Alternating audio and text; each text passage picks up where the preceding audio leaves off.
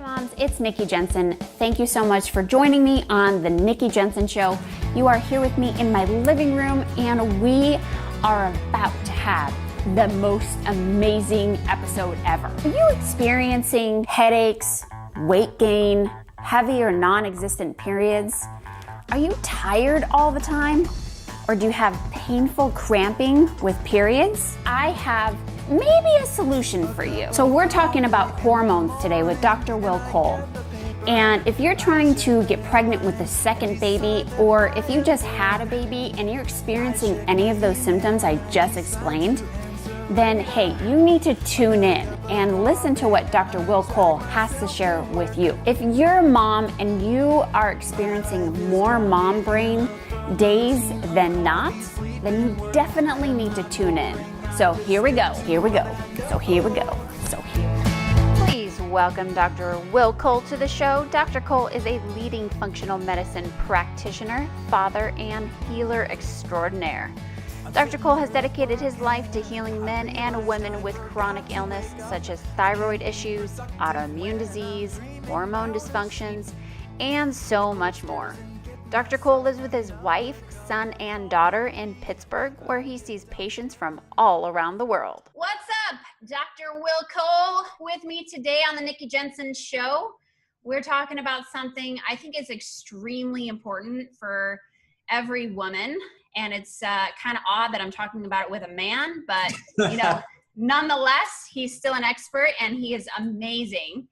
So we're talking about rebalancing hormones after having a baby and the steps to take to ensure a healthy second pregnancy. Dr. Will, can I call you Dr. Will or Dr. Cole? What's cool with you? Whatever you want, Dr. Will, Dr. Cole, either one is fine. Okay, I'm going to switch off, Keep me guessing. Okay, good. Yeah. So what happens with our hormones after pregnancy? So a lot happens to the hormones after pregnancy. So during pregnancy, during the actual time, the gestational period, progesterone is increased to promote a healthy pregnancy. And they're needed to sort of balance things out and balance estrogen levels out. But then those progesterone levels drop after pregnancy.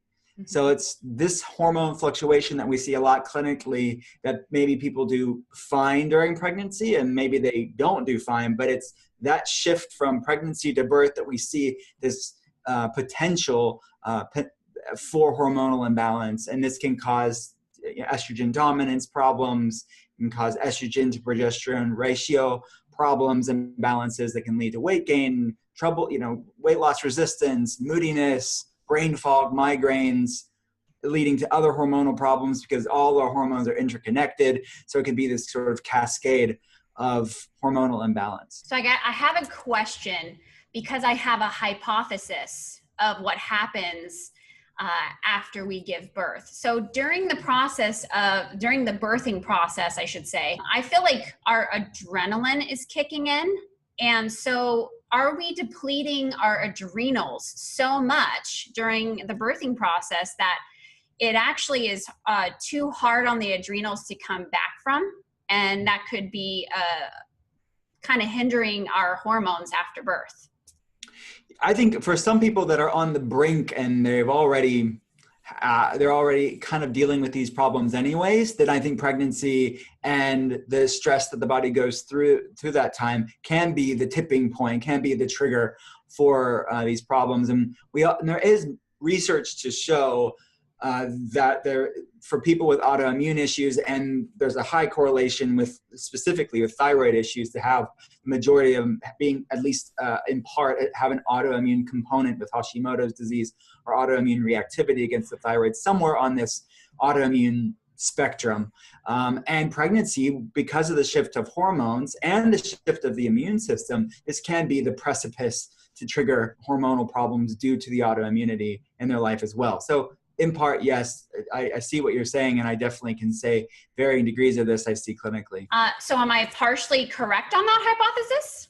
Well, yes, I would think if some adrenal fatigue issues, it's really a brain-based problem. You have what's called the hypothalamic pituitary adrenal axis, the HPA axis. Someone that is already having HPA axis issues, I could say the stress of pregnancy, the amount of sympathetic fight or flight motion that some people may go through at that time can be the straw that broke the camel's back, the tipping point that caused this. So I could see that this hypothesis would be something that I would take into consideration on, let's say, like a health history or something like that.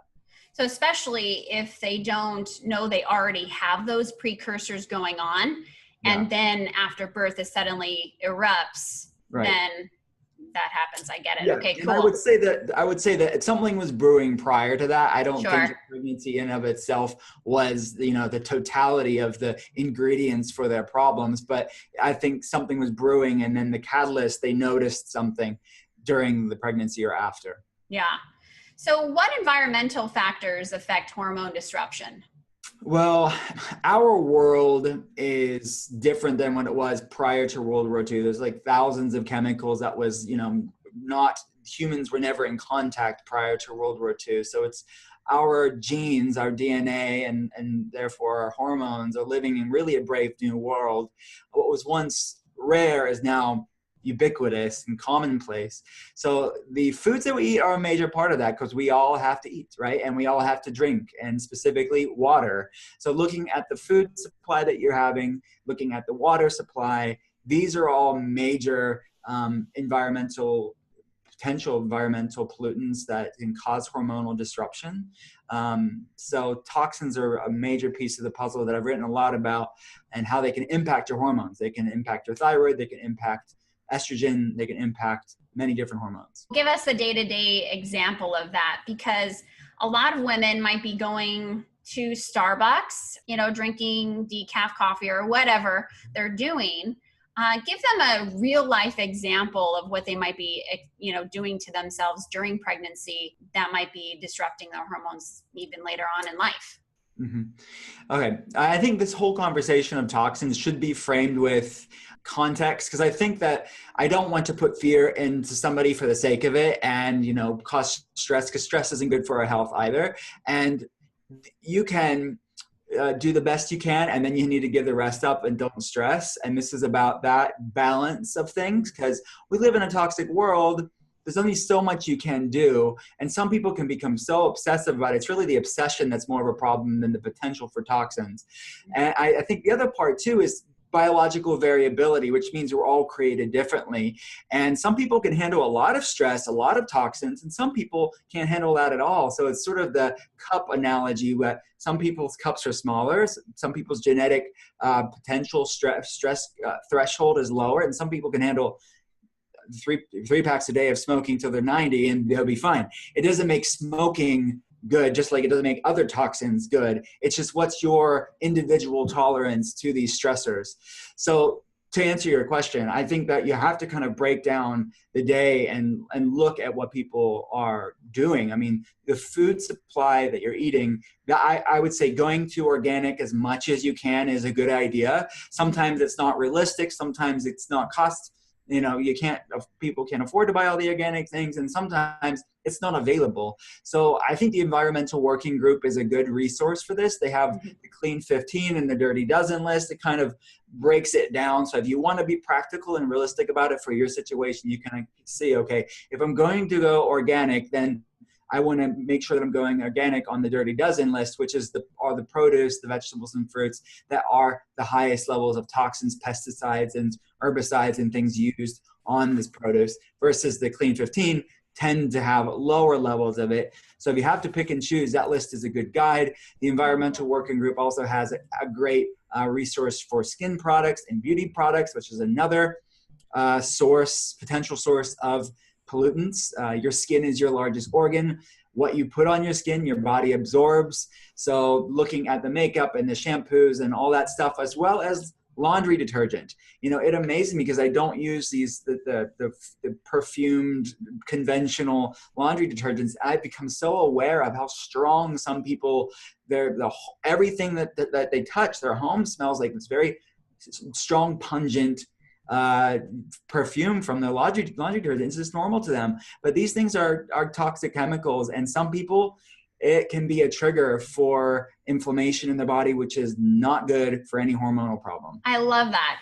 I especially love the fact that you're like, dude, take a chill pill, relax, because by freaking out over what's disrupting your hormones is actually bad for your health.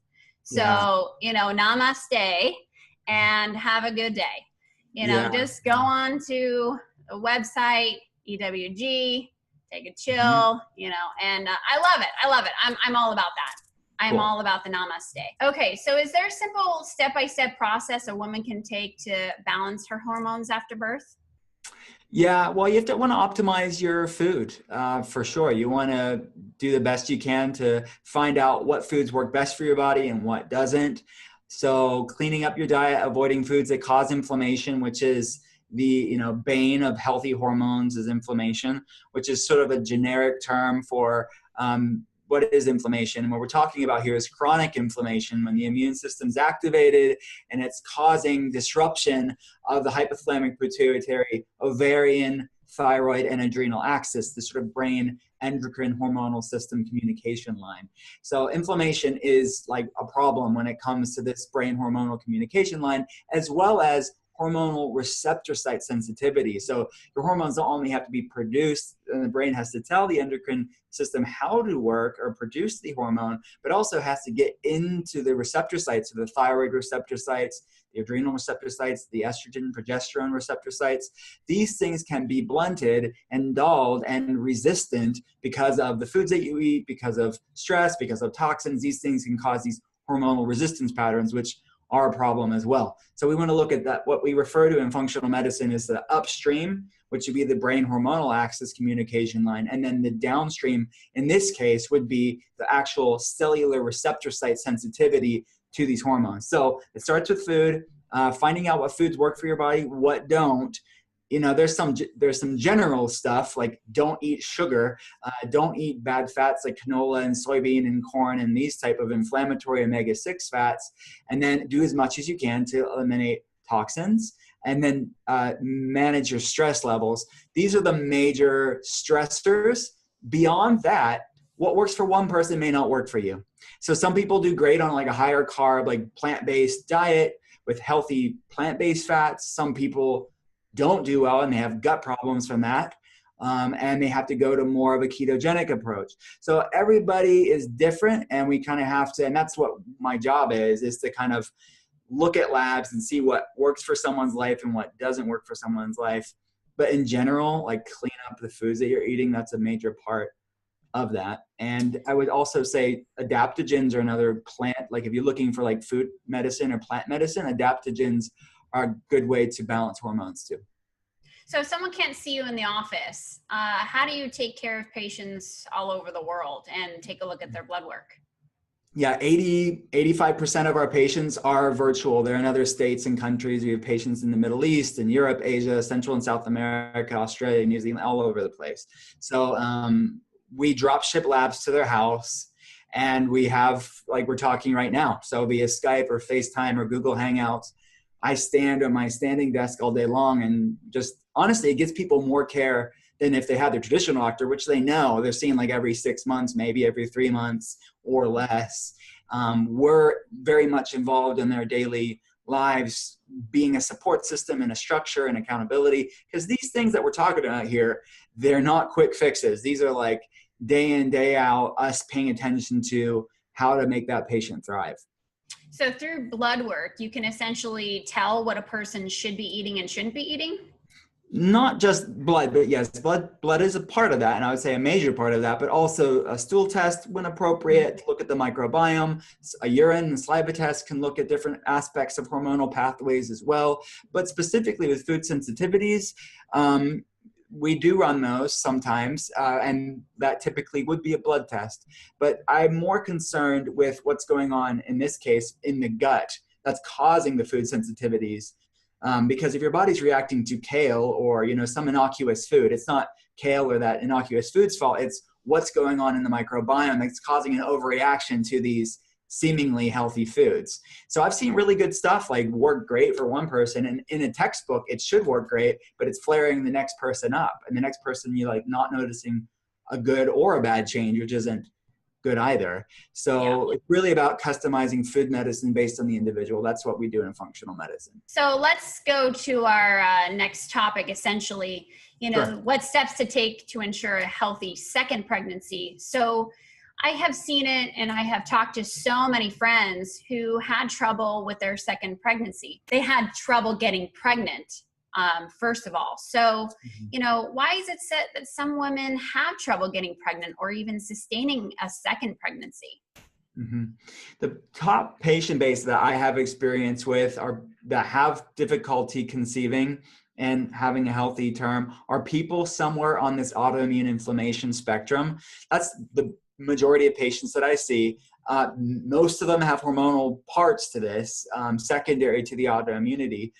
So it's never a quick fix, and it's not a cookie cutter approach, but I would say that what I find, if you had to be general enough for the public and say, okay, this is one thing that you may not think of when dealing with these problems that I do see clinically quite often, is that cycle abnormalities like amenorrhea, like normal cycles and normal ovulation is improved after we deal with the gut. And it seems so like, wow, left field, like what does my gut have to do with my hormones? There are many different pathways that kind of interconnect the two. But one is the fact that your gut is your second brain. And I know I'm weird, but I think the intestines kind of look like the brain if you think about it. And your gut and brain are formed from the same fetal tissue when you're growing in your mom's womb. And they're inextricably linked for the rest of your life through this gut-brain axis. 95% of your serotonin is made in your gut, stored in your gut. They're connected superbly. And what goes on in the gut can influence the brain and then vice versa. But its implication, what I find is that the downstream impact of the brain hormonal axis is being impacted by the gut-brain axis. So if someone is having trouble conceiving, if someone's having, wants to just optimize it and do as much as they can, what we typically do is really aggressively deal with gut healing over the first 6 to 12 months to create a better foundation, even though most gut problems actually take longer to heal, but at least it's creating a good foundation over that 6 to 12 months. And then what my patients find is that they have a lot easier time conceiving, where they'd maybe gone years trying and having difficulty, but it happens more seamlessly as we heal this gut-brain axis. I love that.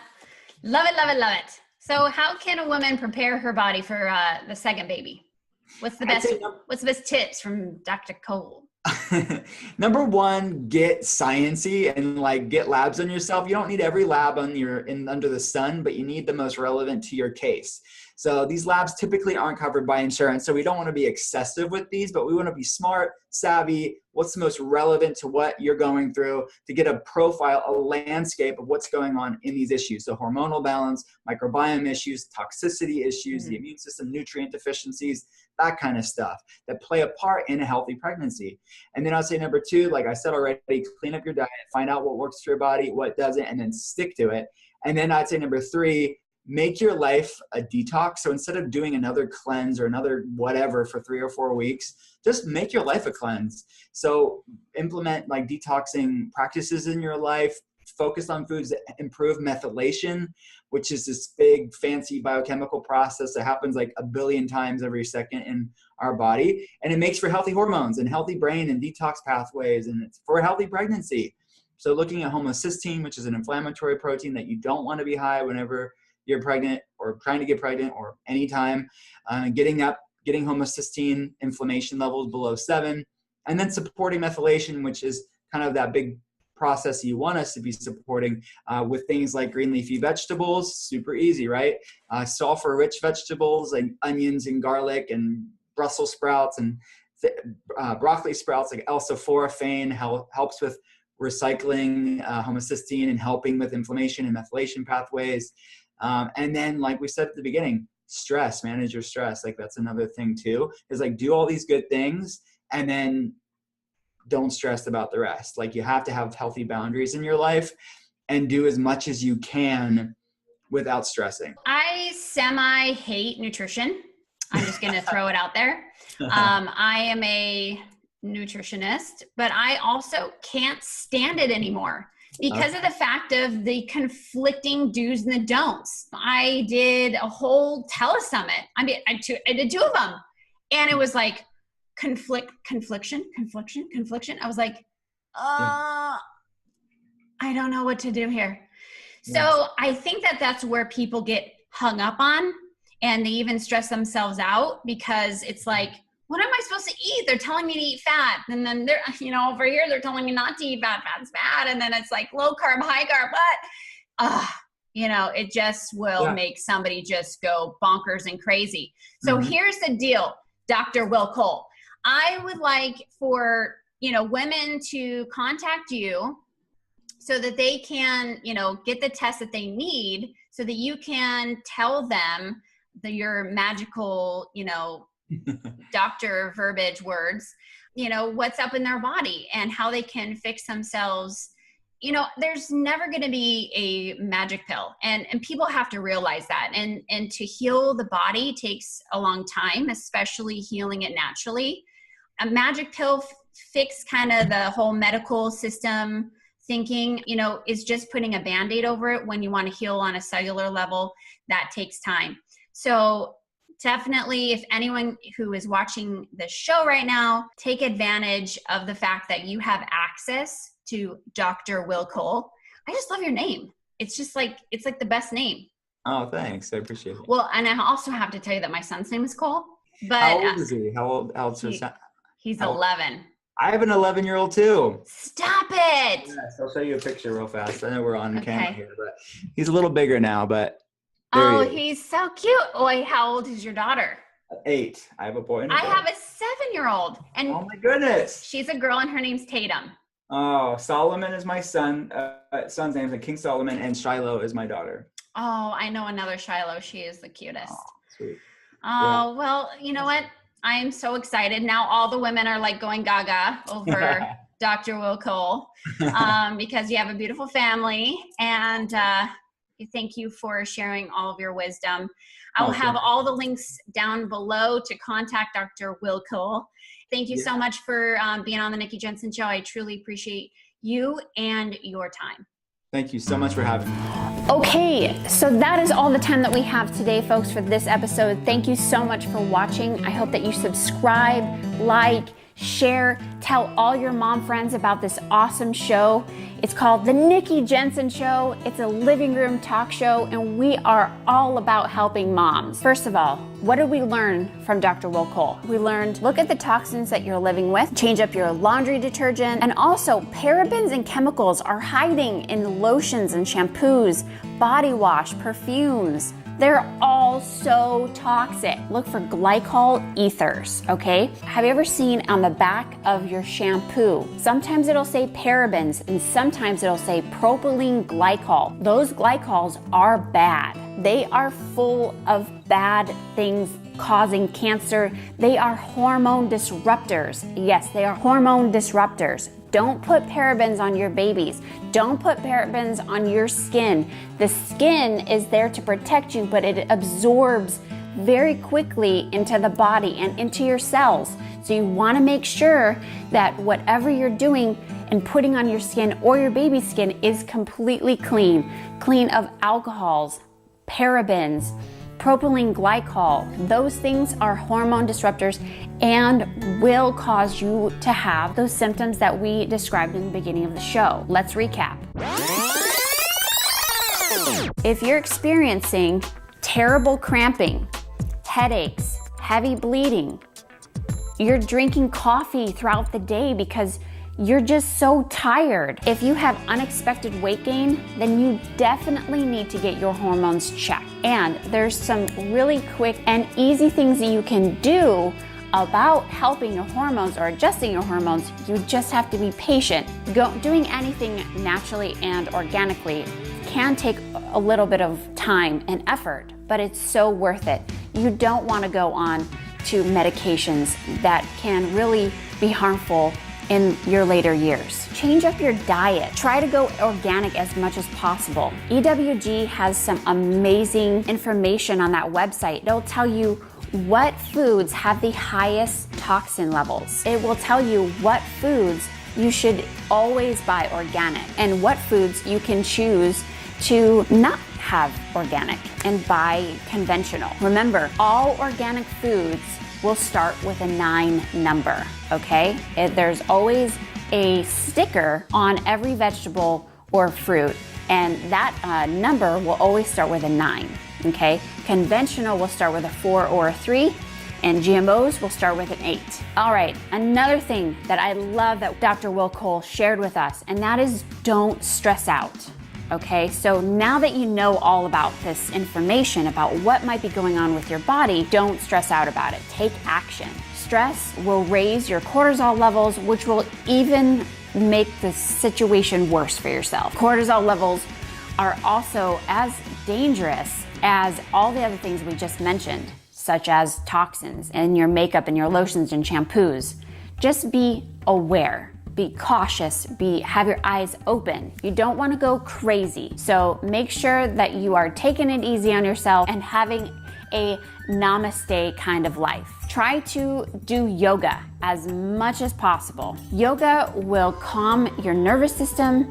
It will get you to move and to sweat sometimes and calm the mind. All right, guys, until next time, have an awesome week. I will see you back here next Thursday for another episode of The Nikki Jencen Show. Today's episode concludes Gratitude November. Thank you so much. If you didn't tune into Gratitude November, go back and have a binge watch of The Nikki Jencen Show. There are so many good episodes that will be listed for you to watch. Take a look at the Random Acts of Kindness show. That one's hilarious. This barista that I was doing a Random Acts of Kindness for, he actually hated me. Check that out. It's really funny. Last week I did a segment on adoption with Jen Fredericks. You have to watch that interview. If you're trying to get pregnant and you aren't able to, maybe adoption is for you. Go back and listen to that show because that one is a life changer. All right, as we go into December, we're gonna be talking about giving. Yes, giving. December is all about giving, and I absolutely love this time of year. So thanks, and we'll see you next time on the Nikki Jencen Show.